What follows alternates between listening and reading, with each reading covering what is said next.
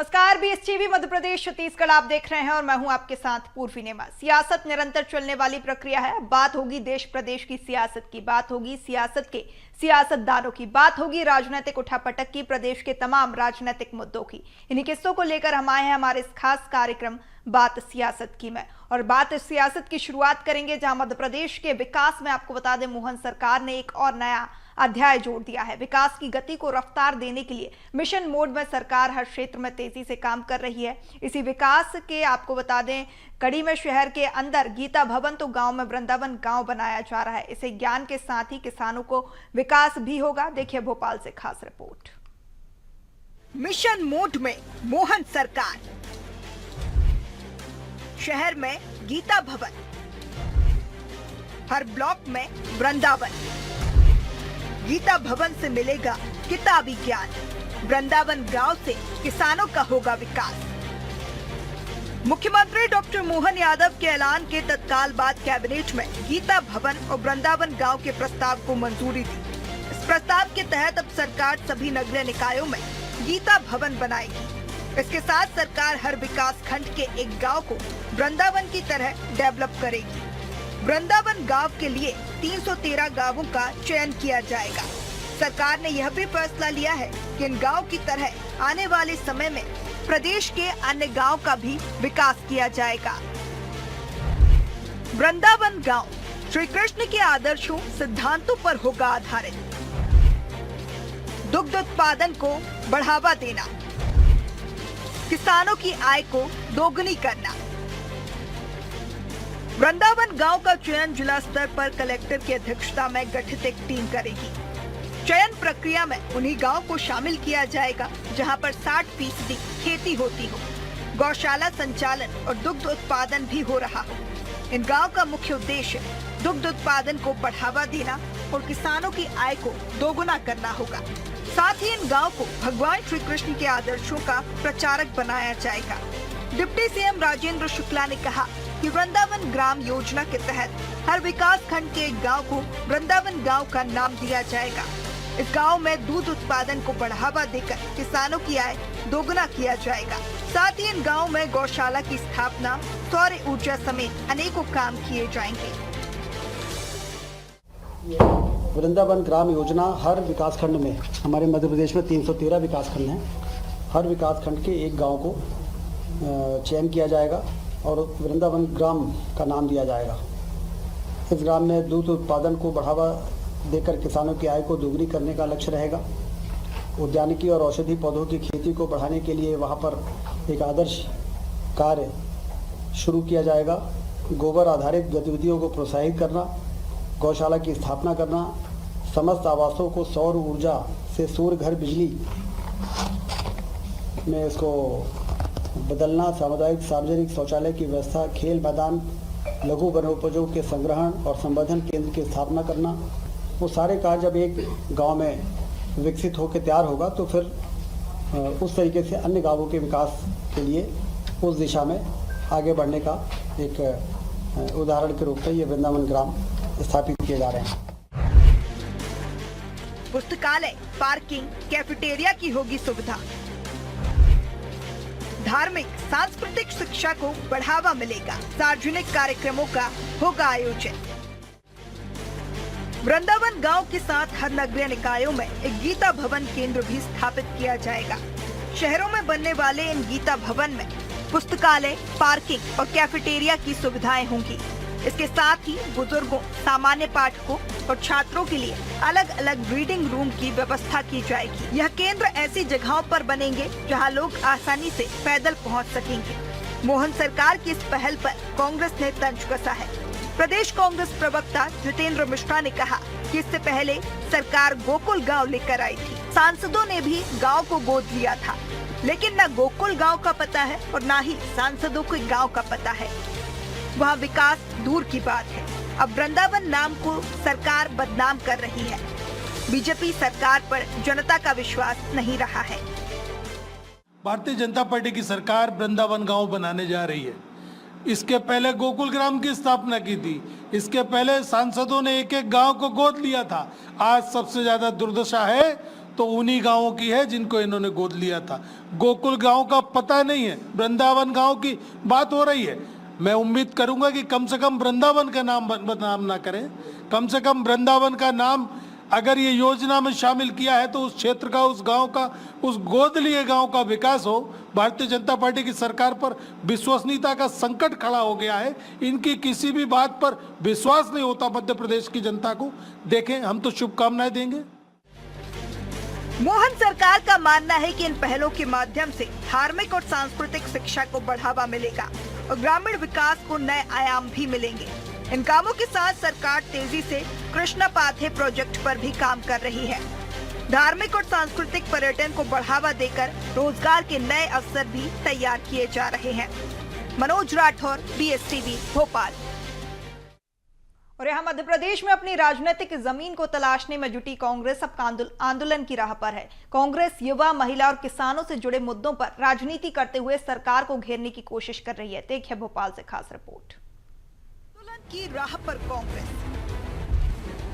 महिला, युवा, किसान पर आंदोलन, सरकार को घेरने वाली प्लानिंग, हर मुद्दे को भुनाने की कोशिश, कोई जमीन को तलाश रही कांग्रेस।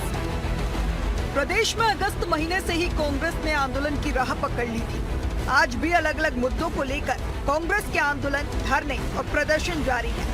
दरअसल कांग्रेस अंग्रेजों के खिलाफ 1942 में महात्मा गांधी की अगुवाई में हुए अगस्त क्रांति आंदोलन से प्रेरणा लेकर मध्य प्रदेश में आंदोलन का मूवमेंट चला रही है। यह प्रोटेस्ट कांग्रेस के दिग्गज नेताओं की मौजूदगी में प्रदेश के अलग अलग पावर सेंटर्स में किए जा रहे हैं। विपक्ष, किसान, युवा वचन पत्र के वादे, कर्ज, महंगाई, कानून व्यवस्था के मुद्दों पर सरकार को घेर रही है। अभी तक नर्सिंग घोटाले, प्रतियोगी परीक्षाओं में गड़बड़ी, नीट फर्जीवाड़े, कानून व्यवस्था सहित तमाम मुद्दों पर कांग्रेस आंदोलन कर चुकी है। प्रदेश कांग्रेस प्रवक्ता जितेंद्र मिश्रा ने कहा कि महिलाओं पर अत्याचार हो रहे हैं, किसान परेशान है, युवाओं के पास रोजगार नहीं है। इसीलिए कांग्रेस तब तक सरकार के खिलाफ आंदोलन करती रहेगी जब तक जनता को न्याय नहीं मिल जाता है। देखिए, जब से मोहन सरकार बनी है, मुख्यमंत्री के रूप में शिवराज सरकार से ज़्यादा अच्छा कुछ नहीं दिख रहा है। बहुत प्रयास किए गए कि पूर्व सरकार से अच्छे कदम उठाए जा सके, लेकिन आज भी किसान मध्य प्रदेश में परेशान है, आज भी प्रदेश की महिला परेशान है। रोजाना हो रहे बलात्कारों में कमी नहीं आई है। निश्चित तौर पर हमने महिला कांग्रेस के माध्यम से उनकी आवाज़ उठाने का प्रयास किया है। हमारे युवक कांग्रेस के माध्यम से मुख्यमंत्री आवास के घेराव का कार्यक्रम है। आज किसान अपनी MSP को तरस रहा है। जितने झूठे वादे सरकार ने किए थे उन पर एक पर भी काम नहीं हो रहा है और हम इस सरकार की नींद हराम करते रहेंगे जब तक जनता को न्याय नहीं मिल जाता। कांग्रेस में एक दौर था जब ग्वालियर चंबल इलाके में सिंधिया परिवार, इसी क्षेत्र में दिग्विजय सिंह परिवार, मालवा निवाड़ में अरुण यादव का परिवार, महाकौशल में कमलनाथ, विंध में अजय सिंह का परिवार और बुंदेलखंड में चतुर्वेदी परिवार का प्रभाव हुआ करता था। ग्वालियर चंबल के प्रभावशाली नेता ज्योतिरादित्य सिंधिया ने कांग्रेस छोड़ी और भाजपा में गए तो वह कांग्रेस का प्रभाव बहुत कम हो गया। यही हाल कांग्रेस के दूसरे अंचलों में भी रहा, जहां कांग्रेस के आंदोलन वाली प्लानिंग पर बीजेपी ने तंज कसा है। प्रदेश बीजेपी प्रवक्ता शिवम शुक्ला ने कहा कि कांग्रेस के आंदोलन अराजकता के केंद्र है। इन आंदोलन से कोई माहौल नहीं बनेगा। उनके पास संगठन नहीं है। जीतू पटवारी की कुर्सी भी सुरक्षित नहीं है। उन्होंने कहा कि जनता का विश्वास बीजेपी की सरकार पर है और जनता कांग्रेस के आंदोलन को समझ चुकी है। देखिए, प्रत्येक आंदोलन राजनीतिक व्यवस्था के परिवर्तन की ओर अग्रसर करे आवश्यक नहीं। कई आंदोलन अराजकता के भी केंद्र होते हैं। कांग्रेस आज जो आंदोलन कर रही है बिना संगठन के कर रही है। कांग्रेस के पास जिले में कमेटियां नहीं है, उनके पास जिला अध्यक्ष नहीं है। कांग्रेस के पास अपने प्रदेश स्तर पर काम करने के लिए अपने विभिन्न मोर्चों और प्रकोष्ठों के पदाधिकारी ने। उस स्थिति में कांग्रेस इन आंदोलनों से कौन सा माहौल बना लेगी, ये अपने आप में बहुत संदेहास्पद है। कांग्रेस पार्टी के नेतृत्व की ओर से लगातार संकेत दिए जा रहे हैं कि मध्य प्रदेश में संगठन में बड़े स्तर पर परिवर्तन होने जा रहा है। जीतू जीतू पटवारी की कुर्सी डामाडोल बनी हुई है, उनके प्रभारी यहाँ कितने दिन अपना प्रभार निभा पाएंगे, यह भी अभी संदेह के घेरे में है। तो उस स्थिति में मध्य प्रदेश में कांग्रेस की स्थिति में कोई परिवर्तन नहीं होने वाला है। मध्य प्रदेश की जनता का विश्वास भारतीय जनता पार्टी की सरकार और मुख्यमंत्री मोहन यादव जी की योजनाओं के ऊपर दृढ़ है और केंद्र और प्रदेश की डबल इंजन की सरकारों के माध्यम से हम प्रधानमंत्री मोदी जी के विजन को जमीन पर साकार कर रहे हैं। मोदी जी की गारंटी अपने आप में पूर्ण कर रहे हैं, जो आने वाले वक्त में मध्य प्रदेश की जनता का हम पर विश्वास और प्रगाढ़ करने जा रही है। विधानसभा और लोकसभा चुनाव में मिली करारी हार से उभरने के लिए कांग्रेस कोई भी मौका नहीं छोड़ना चाहती है। आने वाले चुनावों में कांग्रेस की पकड़ मजबूत रहे, इसके लिए वो हर रणनीति और प्लानिंग पर काम कर रही है। कांग्रेस के पास प्रदेश में पाने के लिए बहुत कुछ है, लेकिन खोने के लिए उसके पास कुछ भी नहीं। मनोज राठौर, BSTV, भोपाल। और यहाँ मध्य प्रदेश में अब उपचुनाव की तैयारी तेज हो चली है, जहां भाजपा और कांग्रेस दोनों ने आने वाले उपचुनाव को जीतने की तैयारी शुरू कर दी है, जिसको लेकर दोनों पार्टियों के कार्यकर्ताओं को प्रभार भी सौंप दिए गए हैं। एक तरफ जहां बीजेपी अमरवाड़ा उपचुनाव में मिली जीत के बाद अब बुधनी और विजयपुर की तैयारी में जुटी हुई है, तो वहीं कांग्रेस की बात करें तो कांग्रेस के सामने इस बार कई चुनौतियां हैं। बुधनी विधानसभा को केंद्रीय मंत्री शिवराज सिंह चौहान का गढ़ माना जाता है। भाजपा पिछले कई सालों से यहां पर भारी मतों से जीतती हुई आई है। ऐसे में कांग्रेस ने बुधनी से पूर्व मुख्यमंत्री दिग्विजय सिंह के बेटे जयवर्धन सिंह को बुधनी उपचुनाव की जिम्मेदारी सौंपी है। कांग्रेस के अलावा बीजेपी ने भी पार्टी के वरिष्ठ नेताओं को उपचुनाव की जिम्मेदारी सौंपी है। देखिए खास रिपोर्ट। में जुटी बीजेपी और कांग्रेस, पार्टी के वरिष्ठ नेताओं को सौंपी गई उपचुनाव की जिम्मेदारी। बुधनी विजयपुर के अलावा बीना में होगा उपचुनाव।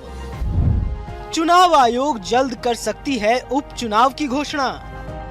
मध्य प्रदेश में अब तक चुनाव आयोग की तरफ से उपचुनाव के तारीखों की घोषणा नहीं हुई है, पर राजनीतिक पार्टियों ने अपनी तैयारी तेज कर दी है। भाजपा और कांग्रेस के प्रदेश कार्यालय में पार्टी के नेताओं और कार्यकर्ताओं के साथ लगातार बैठकें की जा रही हैं। बुधनी और विजयपुर के अलावा बीना में भी जल्द उपचुनाव हो सकते हैं। लोकसभा चुनाव के दौरान बीना से विधायक निर्मला सप्रे ने कांग्रेस छोड़ भाजपा में शामिल हो गई थी। मुख्यमंत्री डॉक्टर मोहन यादव ने उनको भाजपा की सदस्यता दिलाई थी। बीना विधानसभा उपचुनाव की तैयारी को लेकर 2 सितंबर को मुख्यमंत्री निवास में सागर जिले के भारतीय जनता पार्टी के कोर ग्रुप की बैठक हुई। इसमें चुनावी रणनीति को लेकर चर्चा की गई। प्रदेश भाजपा प्रभारी डॉक्टर महेंद्र सिंह, प्रदेश अध्यक्ष VD शर्मा, संगठन महामंत्री हितानंद शर्मा और सागर जिले के नेताओं के साथ हुई इस बैठक में बीना उपचुनाव की रणनीति को लेकर प्रारंभिक चर्चा हुई। गौरतलब है कि कांग्रेस से भाजपा में शामिल हुई बीना विधायक निर्मला सप्रे ने अभी तक इस्तीफा नहीं दिया है। उपचुनाव को लेकर भाजपा प्रवक्ता गुंजन चौकसे का कहना है, भारतीय जनता पार्टी के लिए चुनाव एक ऐसी सीढ़ी है जिससे वह जनता जनार्दन की सेवा के लिए पहुंच जाते हैं। भारतीय जनता पार्टी सबका साथ, सबका विकास, सबके प्रयास में यकीन रखने वाली पार्टी है। जिस तरीके से विधानसभा चुनाव में मध्य प्रदेश की जनता का प्यार और समर्थन मिला है और कांग्रेस को करारी हार मिली है, लोकसभा चुनाव में 29 की 29 सीटों पर मध्य प्रदेश में कमल खिला है। इस तरह इस उपचुनाव में भी भारी बहुमत से भारतीय जनता पार्टी की सरकार सीटें हासिल कर सरकार बनाने में कामयाब होंगी। लोकसभा चुनाव में 29 की 29 सीट पे मध्य प्रदेश में कमल खिला है और 0 पे कांग्रेस को बाहर किया है। उसी तरह इस उपचुनाव में भी भारी बहुमत से भारतीय जनता पार्टी की सरकार की सीट बनेगी। कांग्रेस को जिस तरह सफाया मिला किया गया है, कांग्रेस को जिस तरह हार मिली है, उसी तरह यहाँ पे भी कांग्रेस की हार होगी। उपचुनाव को लेकर कांग्रेस भी अपनी तैयारी कर रही है। लगातार प्रदेश अध्यक्ष जीतू पटवारी कांग्रेस के विधायकों और नेताओं के साथ उपचुनाव को लेकर बैठकें कर रहे हैं। कांग्रेस इस बार के होने वाले उपचुनाव में अपनी पूरी ताकत झोंकेगी, क्योंकि कांग्रेस के लिए इस बार अस्तित्व का सवाल बन गया है। कांग्रेस की उपचुनाव की तैयारी को लेकर कांग्रेस प्रवक्ता ने कहा, जिस तरीके से पूरे देश भर में भाजपा ने लोकतंत्र को दूषित करने का काम किया है, मध्य प्रदेश में भी कांग्रेस के चुने हुए विधायक जो कांग्रेस के प्रत्याशी के रूप में जनता की अदालत में गए थे, जनता ने उनको कांग्रेस प्रत्याशी के रूप में अपना आशीर्वाद और मतदान दिया था। उसके बाद उन्होंने किसी डील के तहत अपने संगठन के साथ एक विश्वासघात किया तो आगामी चुनाव में उन्हें जनता की अदालत के कटघरे में खड़ा होना पड़ेगा। उनको जवाब देना पड़ेगा क्या डील हुई है, कितने में बिके हैं। आगामी बीना विधानसभा में भी जब उपचुनाव होगा तो जनता इस पूरे कृत्य का जवाब देगी और भाजपा को तैयार रहना चाहिए। पूरे देश भर में भाजपा ने लोकतंत्र को दूषित करने का कार्य किया है। मध्य प्रदेश में भी कांग्रेस के चुने हुए विधायक जो कांग्रेस के प्रत्याशी के रूप में जनता की अदालत में गए थे और जनता ने उनको कांग्रेस प्रत्याशी के रूप में अपना आशीर्वाद और मतदान दिया। उसके बाद में उन्होंने किसी डील के तहत प्रलोभन के माध्यम से जब अपने संगठन के साथ में कहीं ना कहीं एक विश्वासघात किया है तो उन्हें आगामी चुनाव में जनता की अदालत में कटघरे में खड़ा होना पड़ेगा। उनको जवाब देना पड़ेगा कि क्या डील हुई है, कितने में वो बिके हैं। मध्य प्रदेश में होने वाले उपचुनाव से पहले बीजेपी और कांग्रेस जमीनी स्तर पर जाकर जनता से संवाद कर रही है। बीजेपी जहां सरकारी योजनाओं के बारे में बताने का काम कर रही है तो वहीं कांग्रेस भी अपना मैनिफेस्टो को बताने का काम कर रही है। पार्टी के वरिष्ठ नेताओं को उपचुनाव को लेकर बड़ी जिम्मेदारी भी दी गई है। अब देखने वाली बात होगी कि जनता किसका साथ देती है। भोपाल से रंजन भगत की रिपोर्ट। छत्तीसगढ़ कांग्रेस ने बढ़ते अपराधों को लेकर प्रदेश भर में साय सरकार के खिलाफ मौन प्रदर्शन किया है। राजधानी में भी कांग्रेस नेताओं ने मुंह पर मास्क और सिर पर काली पट्टी बांधकर विरोध जताया है। इस दौरान नेता प्रतिपक्ष चरणदास महंत ने कहा कि बीजेपी सरकार बनने के बाद महिलाओं के खिलाफ अत्याचार हो रहे हैं। देखिए खास रिपोर्ट। वही मामले में चरणदास महंत ने कहा कि बीजेपी हमारे जातिगत जनगणना के निवेदन को स्वीकार नहीं कर पा रही है। कितने ओबीसी, एससी, ब्राह्मण और कितने अन्य जातियों के हैं उनकी गिनती करवा लें, फिर सम्मान कर लें। प्रदेश अध्यक्ष दीपक बैज ने कहा था कि 8 महीने में राज्य में महिलाओं के खिलाफ 3094 अपराध हुए हैं। 600 से ज्यादा बलात्कार की वारदात हुई है। भाजपा सरकार के 9 महीने के शासन में छत्तीसगढ़ में महिलाएं असुरक्षित हो गई हैं। इससे ज्यादा दुर्भाग्यपूर्ण और क्या हो सकता है। पूरे प्रदेश में प्रदेश सरकार की नाकामी, लगातार महिलाओं पे अत्याचार, सामूहिक दुराचार को लेकर प्रदेश कांग्रेस कमेटी के आह्वान पर मौन धरना प्रदर्शन का आयोजन किया गया है, क्योंकि प्रदेश की महिलाएं सुरक्षित नहीं है इस भारतीय जनता पार्टी की सरकार में। भारतीय जनता पार्टी के शासन के बाद जिस प्रकार प्रत्येक जिलों में विशेष करके महिलाओं पर जो अत्याचार हो रहे हैं, दुराचार हो रहे हैं, बलात्कार हो रहा है, गैंग रेप हो रहा है, वो असहनीय हो गया। हमें समझ में नहीं आता कि क्यों पुलिस प्रशासन चुप बैठी है। कानून व्यवस्था पर बीजेपी ने कांग्रेस पर हमला बोला है। विपक्ष राजनीति करती है, विपक्ष पीड़िता की पहचान उजागर कर रही है। यह गलत है। पिछली कांग्रेस सरकार में कानून व्यवस्था बिगड़ी हुई थी। बड़ा दुर्भाग्य है कि विपक्ष के लोग सीधा उसके घर में जाते हैं, मीडिया को बुला करके वहां पे जाते हैं, तो उस पीड़िता की पहचान को सार्वजनिक करने का पाप कांग्रेस ने किया। धरना प्रदर्शन के दौरान कांग्रेस कार्यकर्ताओं ने मौन रहकर सरकार और पुलिस प्रशासन के खिलाफ अपना विरोध दर्ज कराया। कांग्रेस का कहना है कि अगर समय रहते इन घटनाओं पर काबू नहीं पाया गया तो कांग्रेस पार्टी और भी बड़े आंदोलन करने के लिए बाध्य होगी। छत्तीसगढ़ में बढ़ते महिलाओं के खिलाफ अपराध बेहद चिंताजनक है। सरगुजा से लेकर बस्तर तक लगातार महिलाओं पर अत्याचार की घटनाएं सामने आ रही हैं। ऐसे में पुलिस प्रशासन और सरकार की कार्यशैली पर सवाल खड़े किए जा रहे हैं। सरकार को चाहिए कि ऐसे महिला अपराध के मामलों को गंभीरता से लेते हुए बड़े कदम सरकार को उठाना चाहिए, ताकि माताएं बेटियां बेखौफ होकर घरों से बाहर निकल सकें। ये रिपोर्ट BSTV।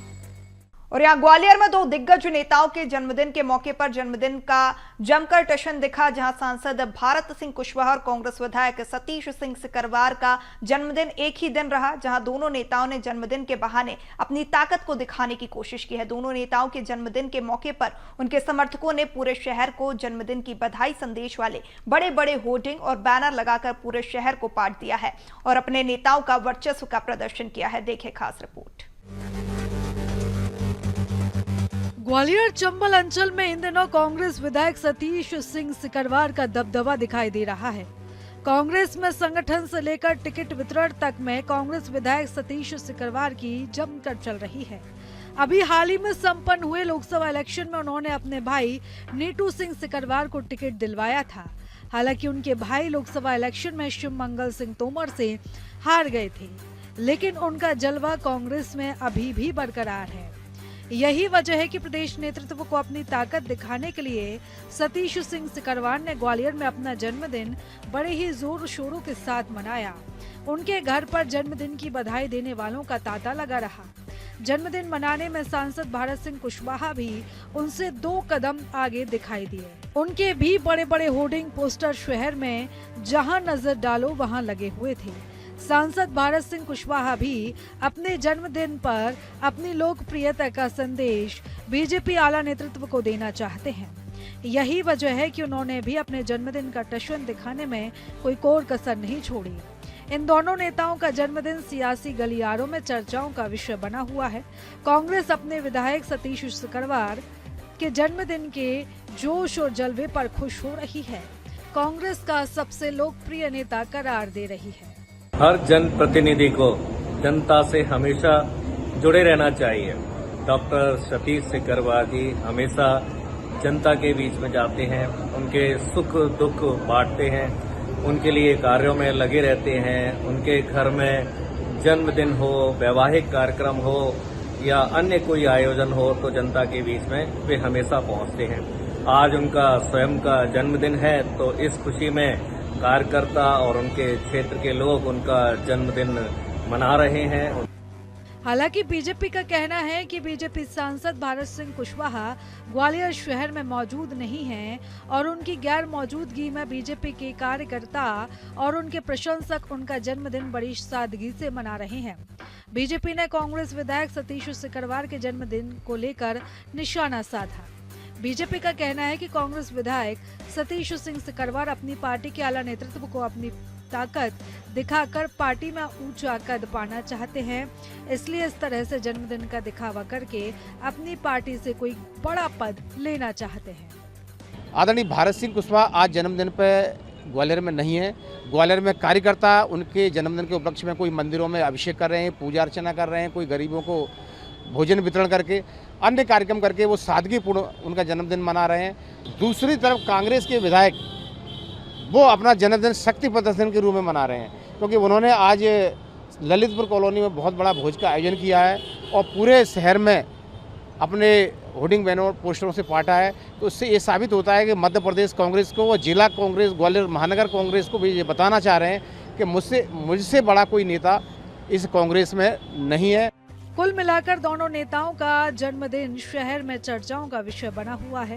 कांग्रेस विधायक सतीश सिकरवार, सांसद भरत सिंह कुशवाहा ने जन्मदिन के बहाने अपना शक्ति प्रदर्शन करने में कोई कोर कसर नहीं छोड़ी। हालांकि उनके इस हाई प्रोफाइल जन्मदिन से उन्हें क्या लाभ होगा ये तो वही दोनों नेता जानते हैं। इसी के साथ बात सियासत की मैं फिलहाल इतना ही। आप बने रहिए BS टीवी के साथ। नमस्कार।